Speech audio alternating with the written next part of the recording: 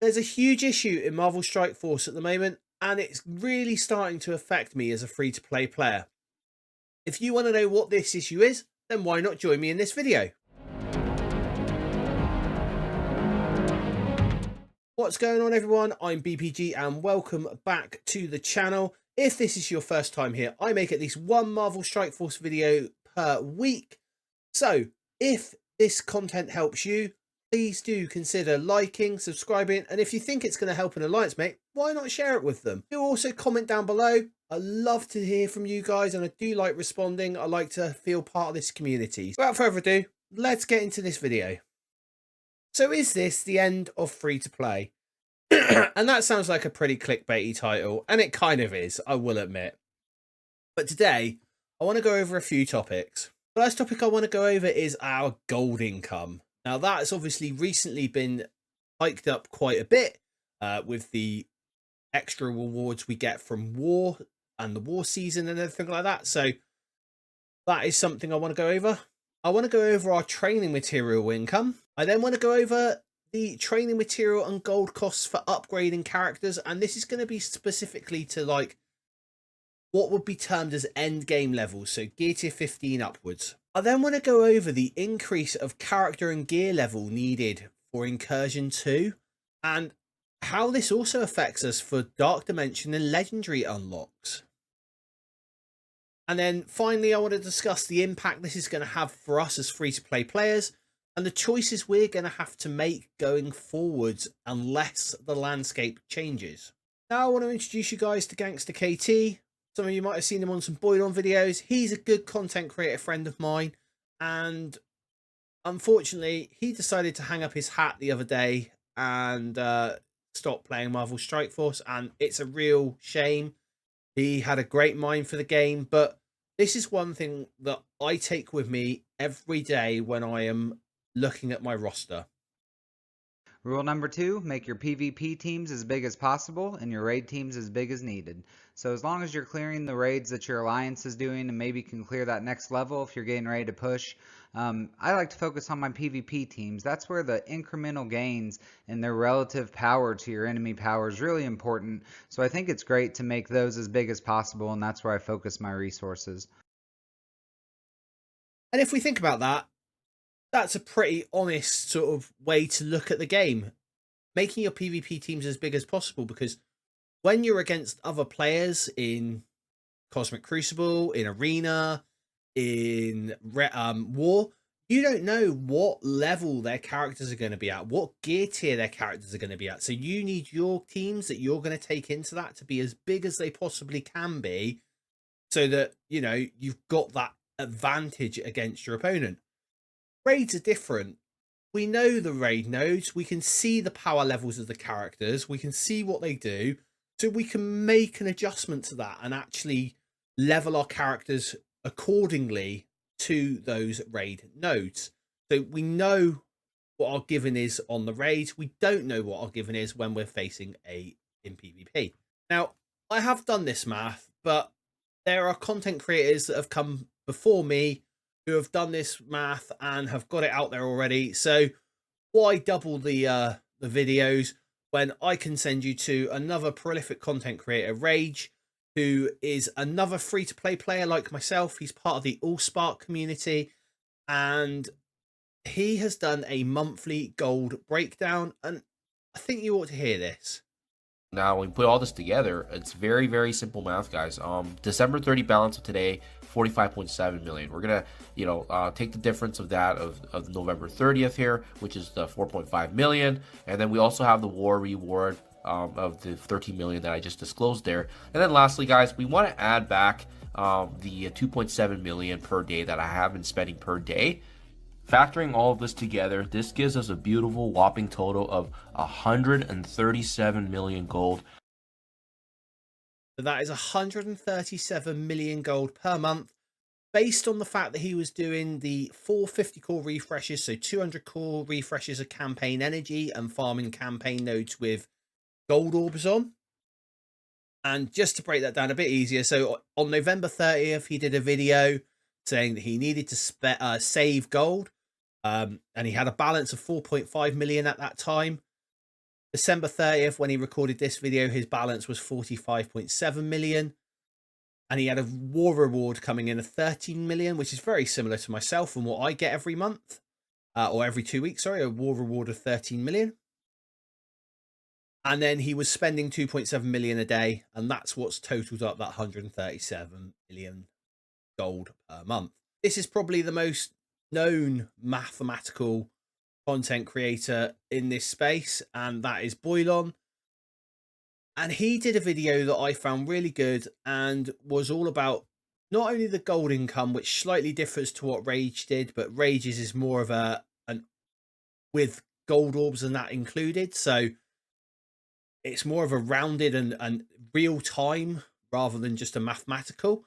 But here's Boylon and a training material income, and I think this is a lot closer to what we would get on a monthly basis as well. 1 to 95, you could get about 5 or so characters per month. Total gold required to go from 1 to 95 is almost 17 million gold. So what does that mean in terms of these scenarios here? Well, it means that the max level characters that you can get per month on training modules is just over 2 for 600 energy daily and almost 3 for 1,000 energy spent.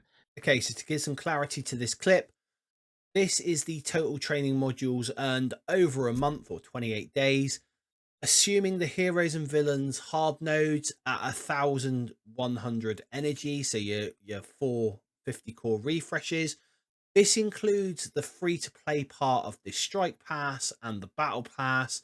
It also includes any of the training day events and also the Back to Boot Camp Flash event. So all those items are included in there. The only thing that I don't think was included in there was the training modules gained from like monthly events, because they're so inconsistent as to what we get. If we consider we had 137 million gold a month incoming into our account, but only 48.8 million golds worth of training materials we can reliably get coming into our account on a month by month basis. Now, I know this has very recently changed and we are getting a weekly income of gold training materials from Cosmic Crucible, and that is going to greatly help. Gold has certainly outstripped the amount of training materials that we've got, and that is a problem. So what do our upgrades cost? I've chosen these points because they are gear tier points. So firstly, we have level 80. Now, to level a character to level 80, which is where you can put gear tier 15 on them, it will cost you 7.7 million in gold. Level 85 or gear tier 16 is 10 million gold. Level 90 or gear tier 17 is 12.6 million gold. A level 95 or gear tier 18 is 16.8 million gold. So as we can see, and as was in Boylon's video there, that to get someone up to level 95, you're only going to get 2.5 characters a month leveled to level 95. So here's the breakdown of what we know. We know that every month we get 137 million gold there or thereabouts coming into our account. We also know that every month we can reliably generate enough training modules to train 48,805,000 golds worth of levels. We know all our gold costs. And again, I've got the gold cost here for level 100, which is 6.5 million. And if we add that 6.59 million to the 16 million, we get a whopping total of 23,403,000 gold to level a character from level 1 to level 100, which I'm also assuming is going to be where gear 19 will sit. And if that is the case, we are only going to be able to train 2 characters to that level per month from the start. So a brand new character, and this is what I'm talking about. It's not so much old characters where we only have to level them so far. This is brand new characters. And when you think we roughly get 3 characters every patch, which is kind of monthly. I now want to go over the raid problem that we're going to have, and why is this a problem for free-to-play players? So here's my Bifrost team that I manual the Incursion 2. This is the full Incursion 2, not Incursion 2 First Strike. This is the full Incursion 2, and I manual the nodes for Mystic with this team power. As you can see, it's got 4 characters at level 80 with gear tier 15, and Val spearheading it all at gear tier 18 at level 95. Now, this Bifrost team cost me 47.7 million to bring up in training materials. Get all those characters to those levels. That is the total training material cost that it cost me. As we can see, that's under our 48 million per month. So the raid teams, which we need to do because we use them every day of the game that we play, cost me slightly less training materials than what we have coming into our account each month. That gave me a little bit of a buffer. We have 5 raid teams a year, so I know 5 of those teams I would have to take a month off building anything else to build those raid teams. But other than that, I was able to build other things like Cosmic Crucible teams, like my arena team, and your arena is really important because that's your source of power cores. Now we look at the Pegasus team. This was the next team up. And the total gold cost in training materials for this team was, again, 47,730,650. And that was, again, because we had those 4 characters at level 80 gear tier 15 and that 1 spearhead of Kestrel at level 95 gear tier 18. And take into account that Val and Kestrel I also took into Dark Dimension 6. So they've effectively done me double duty. This team also manuals the tech nodes for the entirety of Incursion 2. Now, I originally did my Extreme X-Men very similar to my Pegasus and my Bifrost team. The only issue is I struggle to get, I've got Gambit at gear tier 18, and I struggle to get through the mutant node with that team. Anyway, here is Rage to the rescue again. He's done a really good set of guides, and I will link them down below on what he's done to min-max to get basically through the nodes on manual. And this is what he uses. So as we can see, we have Cyclops with 2 diamonds. So that's not going to be always the case for someone. He's probably got away with an extra gear level there, basically, from not having the for having the diamonds on Cyclops. But he's got Sunspot, Cyclops and Forge all at gear tier 16, which would mean they would have to be a minimum of level 85. And Gambit and Nightcrawler at gear tier 17, which means they'd have to be at a minimum of gear tier of level 90 to equip that gear. That brings the training material cost for this team at a minimum of 55,415,650. That is above what we get per month reliably from farming the nodes, the hard nodes and all that, and the other events that we get coming in. And so you can now start to see the problem that this is now going to start taking us more than a month to be able to build a team that can manual through the nodes. Now, I've been very privileged being an envoy and had access to the test server. And again, I tried to do the Hive Mind team with the same thing. So I took a character who I thought would be very plug and play in Void Knight, and took him at 4 yellow, 4 red.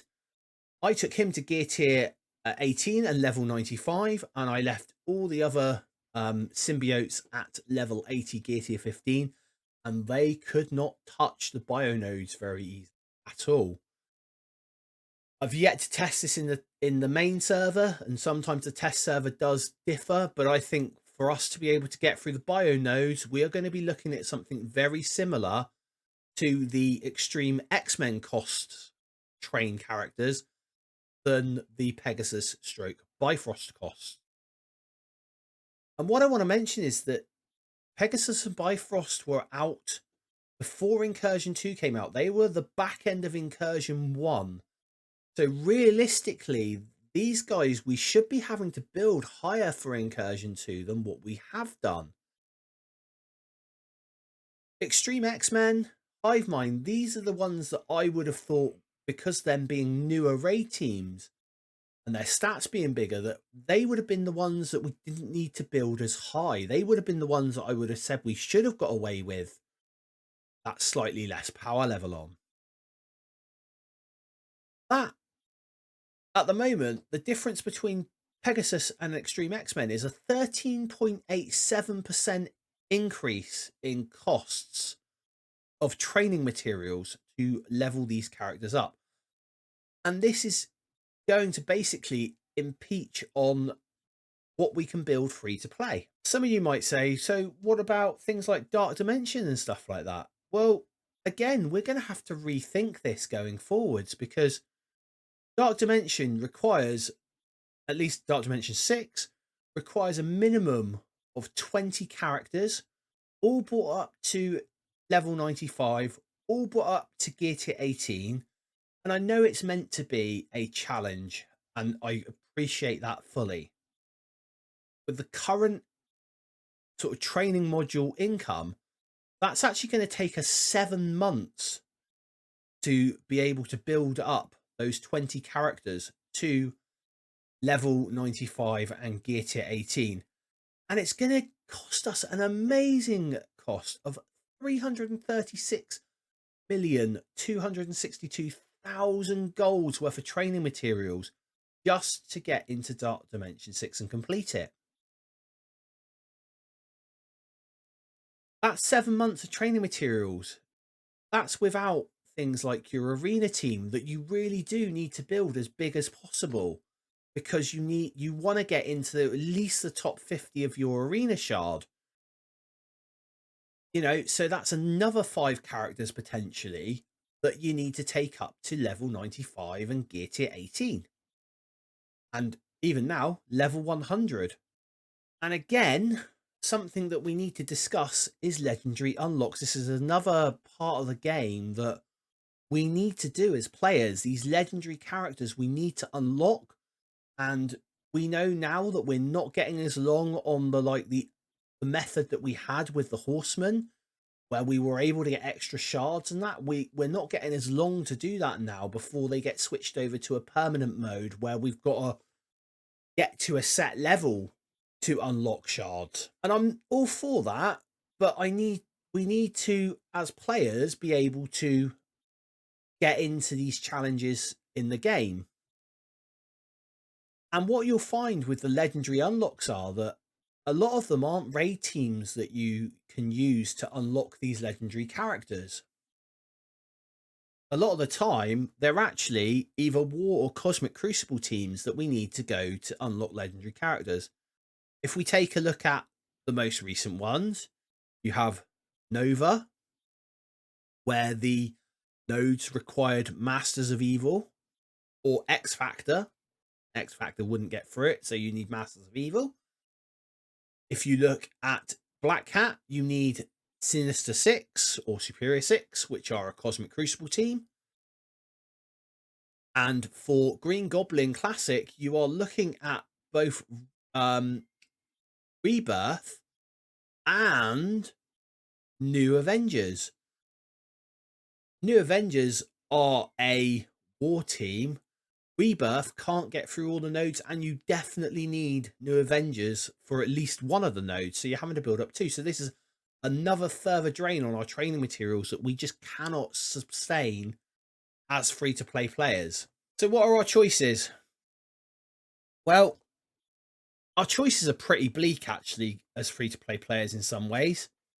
And I don't like to be like this. I like to be a positive force within the community. But I feel this needs to be brought up. So what you can do, you could either hope that they bring more training materials into the game, and we are trying to get that to happen.